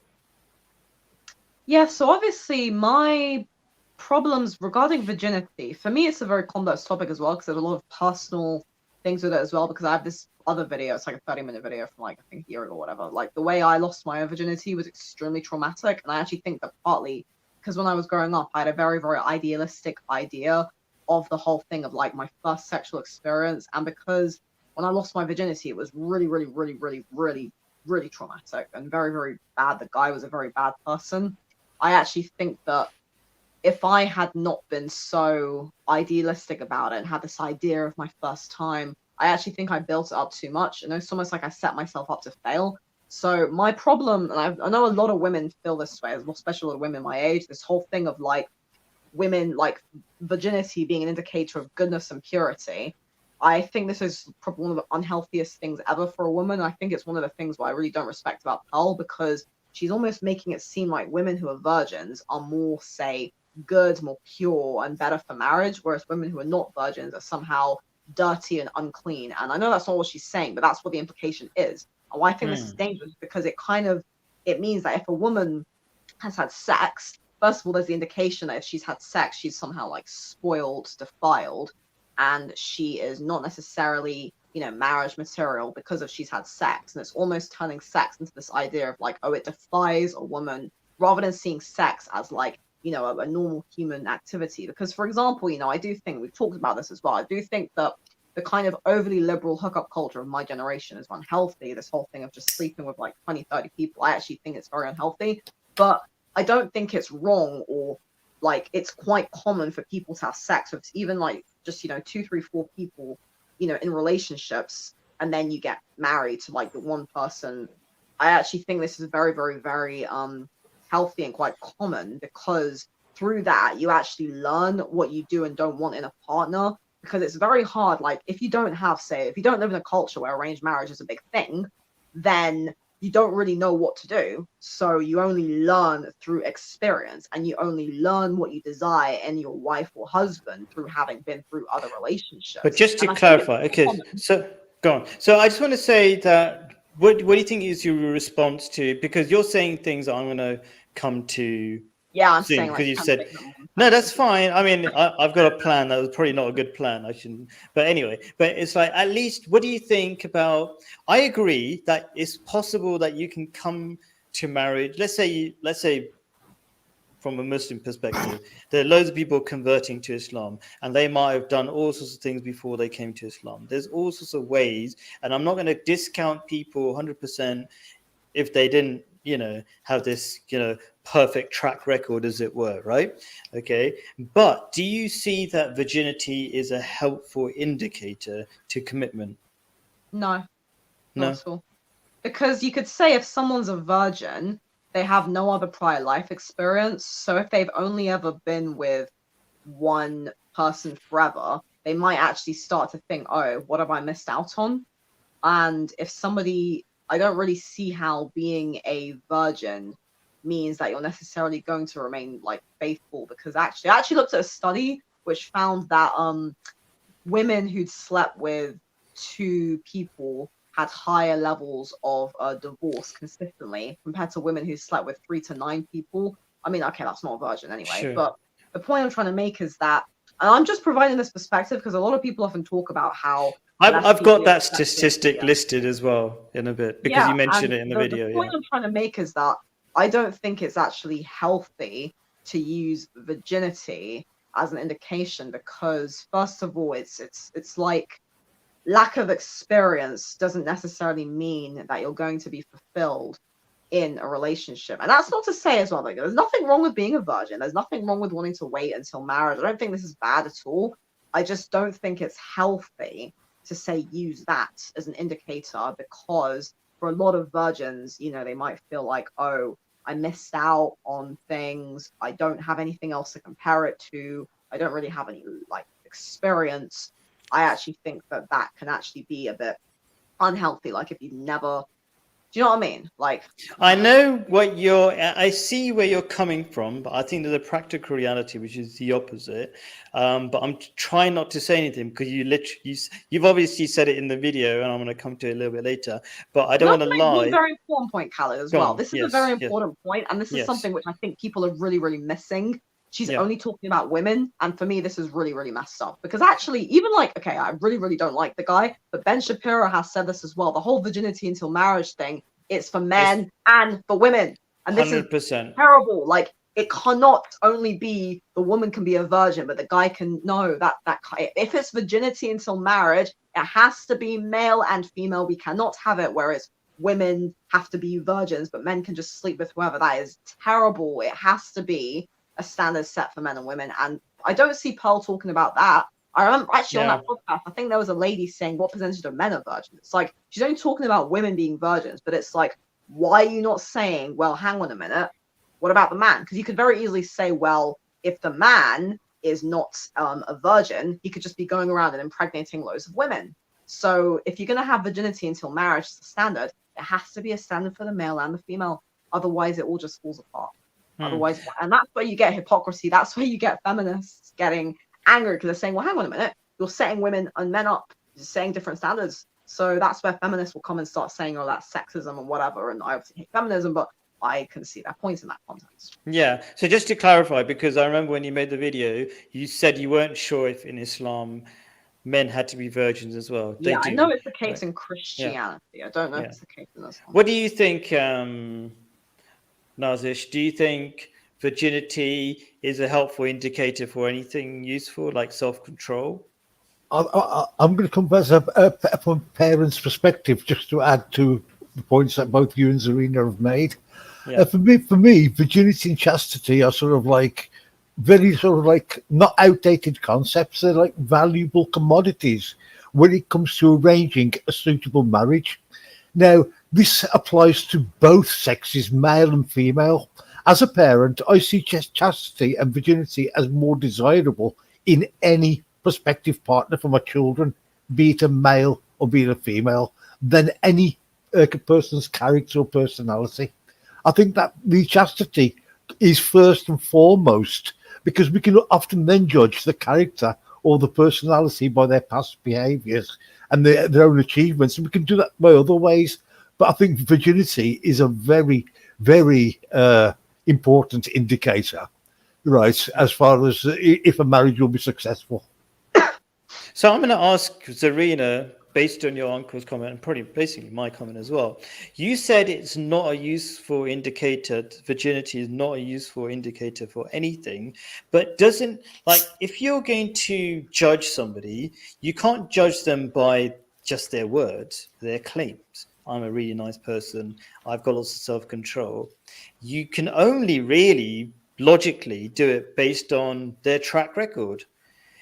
Doesn't that make any sense? I mean, I think that's what your uncle was saying as well. Like that, you got evidence. You need evidence behind your claims, and virginity is just one of those. I'm not saying you're evil. I think part of the problem is you might be feeling like I'm saying if you're not a virgin for some reason. Okay, I'm not saying you shouldn't. Okay, how am I saying it? Like there are situations which you might not be virgin because it's not your choice or whatever. There are all sorts of circumstances. But let's just say, as a general rule, if you needed to work out what a person is like, isn't their track record of self-control of some use to choosing the right person for your daughter or son or whatever? So the problem here for me is I don't view virginity as an indication of moral character at all, because the way I look at it is that we should judge people based on their personality and character, and I don't really see how being a virgin means that someone's somehow a better person. Because, for example, just because somebody's a virgin, it doesn't mean that they're like necessarily. I don't really see how being a virgin means you're not a good person. Like, for example, Okay, but there's know a what I mean? specific area. So we're not talking about the whole character. That's true. It's hard to judge the regarding whole in a character. relationship. But I'm talking about in the willingness to have enough self-control, sexual self-control, that you won't screw around. Isn't So, that Well, indicator you of could anything? also Like, say that what if also they have a low sex drive? So, for example, if somebody say remain but a let's just say virgin, this is a normal person, because then that makes it more complicated. no, but Like, that's what I'm trying to say is like hmm. if somebody is a virgin, maybe they're sexually repressed, maybe they have a low sex drive, maybe they're not that interested in sex. I'm not saying this is the thing. I'm just saying like there can But be let's these say that other. isn't the case. Imagine, because we're trying to make it easy to compare two people. Imagine they've got the same sex drive, but one is a virgin, and one's been screwing around 100 people. Which one, just practically, which one is more likely to screw around with another person while married? Well, again, because if somebody is a virgin, they don't have any other experience, so they That's a might be more separate. likely to cheat. But they might be Yeah. more likely to cheat because they've never experienced that. Whereas somebody Okay. who has screwed around with a lot of people might then get to a point where they're like, okay, now I've had my fun. Now I can actually settle down and be committed to my person. Whereas somebody who's a virgin, they might actually say, well, no, I actually might, 10 years down the line, I might actually get bored and think, you know what, I'm having a midlife crisis now. I want to go and sow my oats, as it were, to speak. I'm not really saying whether or not I agree or disagree with this. I'm just sort of presenting this as a potential perspective, if that makes sense. Because Yeah. this is the thing. It's like when people assume that virginity is somehow a good indicator of romantic longevity, they're actually negating the idea that actually, if you're a virgin, you don't have any experience. And I mean, okay, I'm thinking about the person I know who had an arranged marriage, and they said, they were a virgin, and actually they felt like it actually caused a lot of problems because they didn't have the experience, and not having any prior experience can actually make it very difficult to compare it to somebody else. It can also mean that a person might think they might get bored. You know what I'm trying to say. I know what you're saying. I'm maybe I should stop trying to save my point because we made the same point later on. But so I would say the reality, there's a theoretical claim, but the reality is quite the opposite. And there's a reason, because it's the psychology of getting into the marriage. Like, if you think that people are like commodities, that you try this, like, or food, like I should try this and I should try a bit of Chinese, try a bit of whatever Ghanaian food or something like that, then if you have that mindset, then you will be eager to try. While you will resent being married to one person, okay, and you will be eager to try out, as it were, lots of people. But if you don't see sexual relationships as sort of this commodity materialistic viewpoint, but it's like a relationship with a deep connection with a human being, and you don't need to have sex with millions of other people because it really doesn't make that much difference,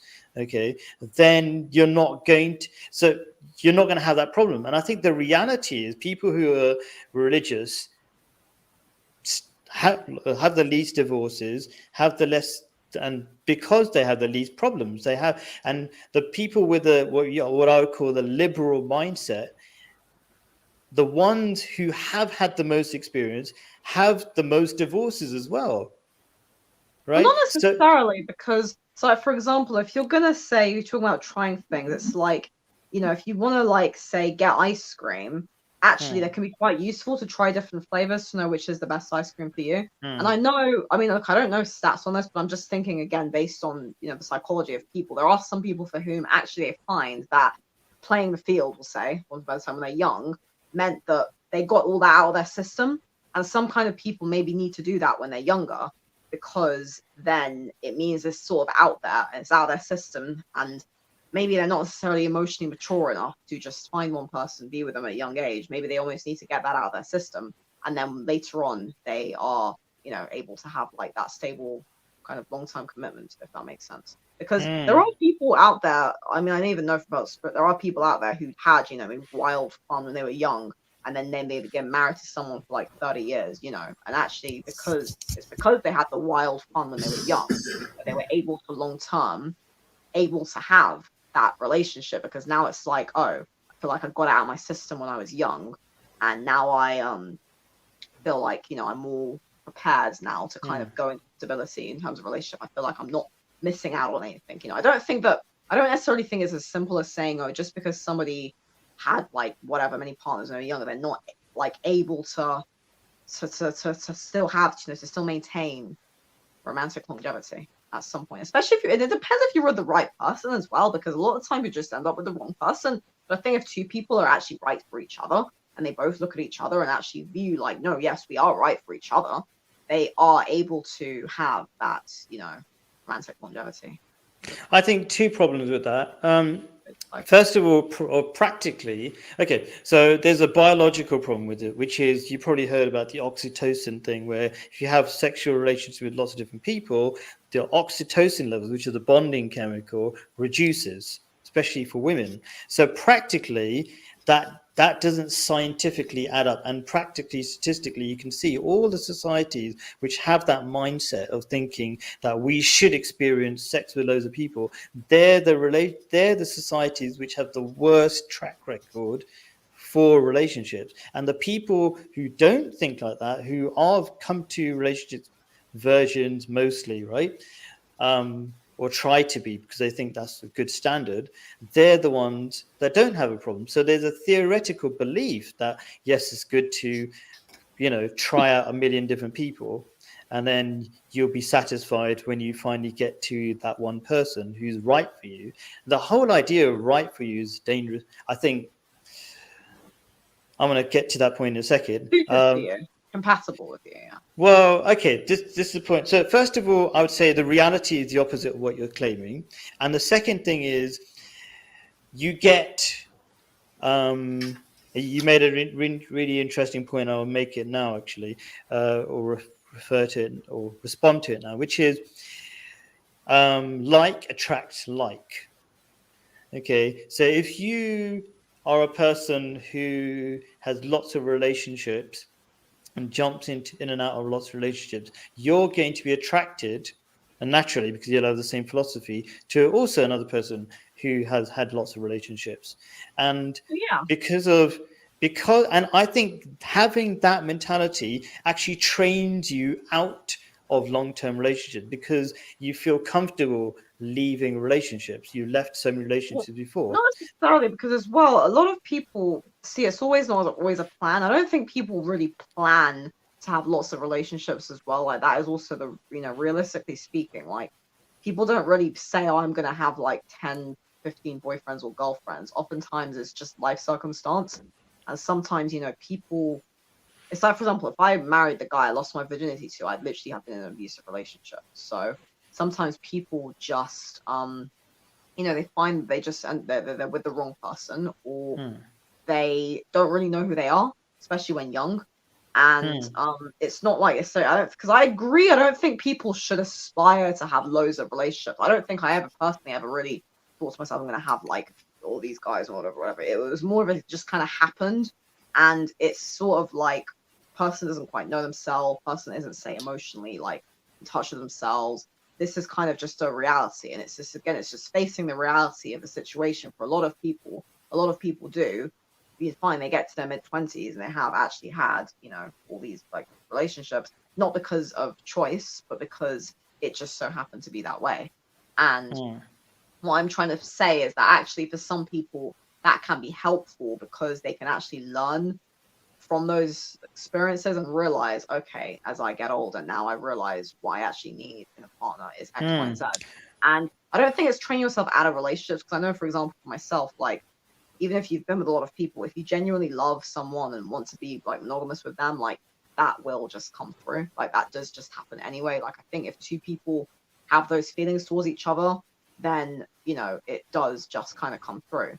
When I say right person, I suppose I mean person that is compatible with you, because again, one. So the thing that I did a video, I think last week about, and I'm going to ask Nazish about what he thinks about this. So a lot of Westerners say this idea of it just happens, and so there's this.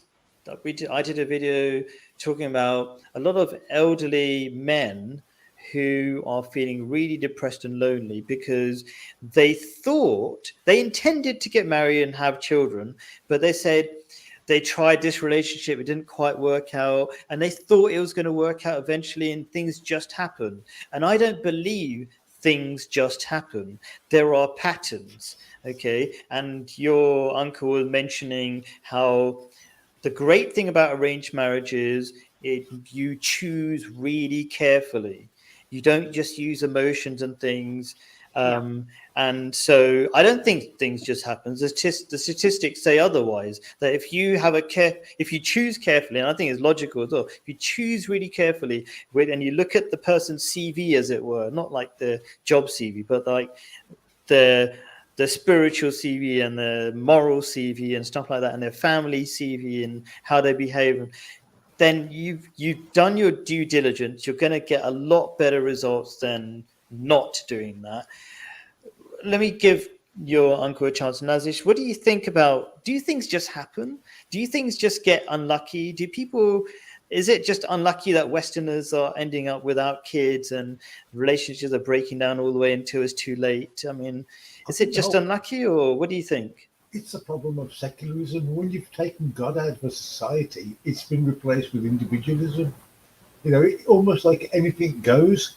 I mean, the problem here is what's happening with multiple partners is people are becoming desensitized, and this is having a negative effect on their future relationships. This is why you're getting a generation of older men who have had multiple partners and now have the inability to form a meaningful relationship because they've totally desensitized themselves, obviously with the continual sort of positive reinforcement neurochemicals in their brain that they can no longer form a loving relationship. And I think that's the same with women. That if you do have multiple partners, you are going to get desensitized to something which really should be imprinted on one person, ideally. Okay, because my wife is messaging me saying, "Oi, get out of that live stream," I'm going to give Zarina a choice between 3 of my summaries or supposed comments that she made. And then we'll discuss it as the last point. So one is marrying the first... Oh, it's not even a proper... Marrying the first person and it works. Oh, yeah. So marrying the first person and it works out is rare. Yes, you're correct. If it's an arranged marriage, yes. And that is where. But because with an arranged marriage as well, you have the whole family input, right? If somebody, it's almost like with an arranged marriage, the idea is, you both be virgins, you both, it's all organized by the community.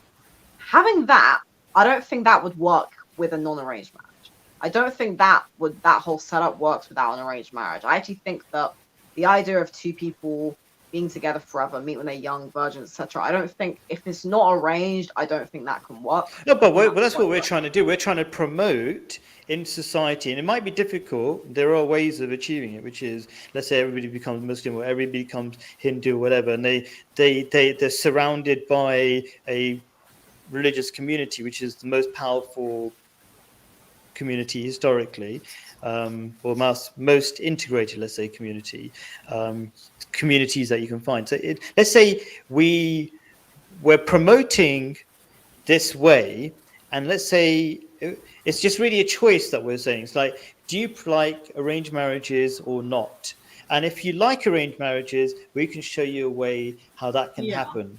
Do you know what I mean? So it sounds like you're saying it'll be, and I like to make it very personal, but I'm going to ask you in a second, if we can arrange an arranged marriage for you at some point. Let's just say, maybe a little bit theoretically, but I like it. I think I'm a very practical person. It's like, I think, Zarina, we need to get you married. I see you as I see, what, as a Muslim, right? All we think is everybody's my brother or sister. And I think it's the most healthy thing and a very important thing. I mean, like, this is Zarina, my little sister. We got to sort her out. Okay, Do you know what I but mean? he That's how can't I be a think. virgin. Yeah, no, but like, there's all sorts of people. So I would say virgin is not the only quality. But before we talk about that, what do you think, Nazish, about this? Marrying the first person it works out is rare. That's a comment Zarina made in a video that we were supposed to respond to. What is your response? I disagree with it totally. I think my ancestors, my mum and dad, and all the people that came before me show that marrying the first person has always worked out perfectly. Our societies, it's a tried and trusted method. So marrying the first person is the most ideal situation that I think a person can actually have. It's Maybe I should amend that. It worked in the past, but in the modern West, it is rare because the society is not made that way. So nowadays, if people meet when they're like 18, 19, it's usually going to fail because the society is not really set up to we don't have that whole tribal setup as it was in the past. Okay, So, yeah. but let's say we could set that up because it's easy to set up. It basically exists. You just have to be part of it. But okay, so let's just ask you, just to make it a finale sort of thing and an interesting question. I'm not sure exactly what the interesting question is. Something like along the lines of, Zarina, if we could sort you out with a really nice guy, okay, he's not even a virgin because he's probably not going to be a virgin because you're not a virgin, right? We've got to be like similar people, right? But a nice guy. And let's say in 10 weeks you're married. What do you think about that? I mean, you want me to list the qualities? I don't know. I mean, how would you react to that? Like, how do you that your uncle's going to be up there, and I don't know, maybe I'll find somebody for you as well. We all get on it, get involved, and we'll try to help you out. And you would have to say yes. How do you feel about that? Just a feeling, I suppose. Khalid, I just want to say I've been suggesting to Zarina for the last 3.5 years she should get married immediately. From the moment we met, that's all I've said to her. You need to get married. You need to get married. And I've said to her, like, if I was her father, by the age of 18, she would have been married. Good. Exactly. And she knows right? where I'm from.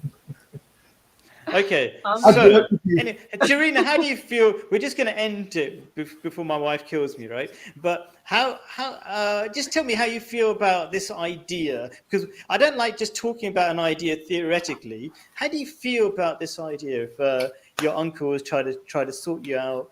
A nice husband, yeah. You know what? It's not an unattractive proposition, but I need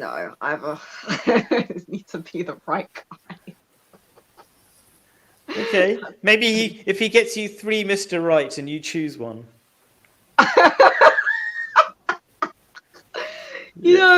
I'm laughing because honestly, that would probably solve a lot of problems to me.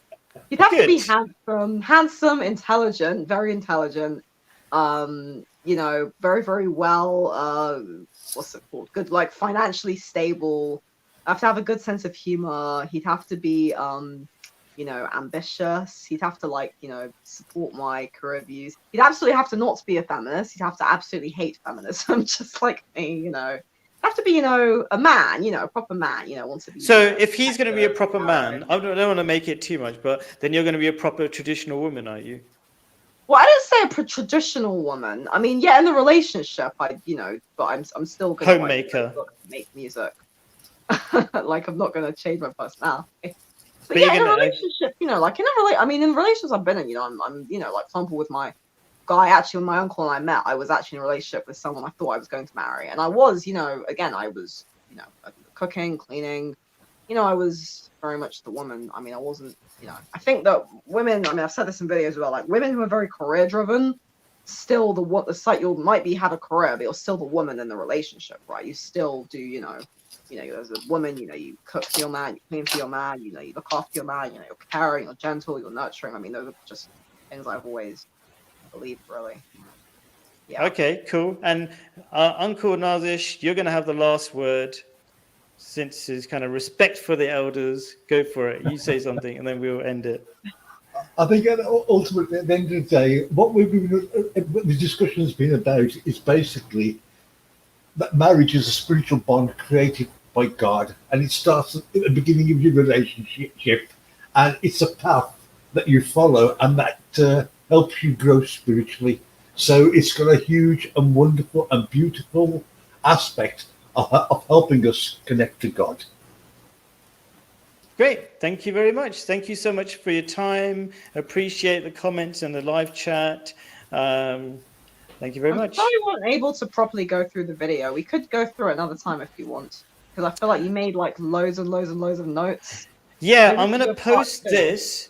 We could Yeah, do a part I mean, two, if you like, where we just go yeah, through I mean, they basically what I did try before. As an experiment, I did a react to one of your other short videos, and I Yeah, thought, oh, I can hear it, and it got recorded in a live stream. So, but you couldn't hear it. The participants in the live stream couldn't hear it, which I didn't think about. So they can hear it, the people watching the live stream, like if I press play on the video, but you can't hear it. So maybe I'll have to fiddle around with the system or something, figure that one out or something like that. But anyway, yeah. Anyway, thank you so much for your time. I appreciate Thank you it. so much, Khaled. These You're are always welcome. very fun. Thank you. And until next time, I guess. Thank you, Uncle Nazish. Bye. Thank you, Kelly. Thank you. Thank you, Serena. And good night. Bye. Bye. Good night.